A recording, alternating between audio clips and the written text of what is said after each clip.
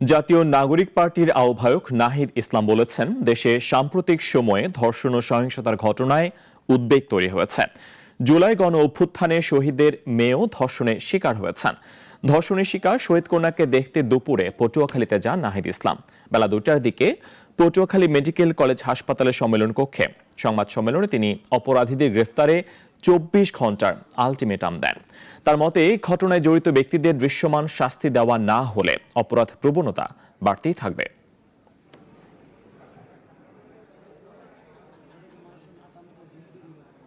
চব্বিশ ঘন্টার মধ্যে আরেকজন যে আসামি, সেই আসামিকে গ্রেফতার করতে হবে এবং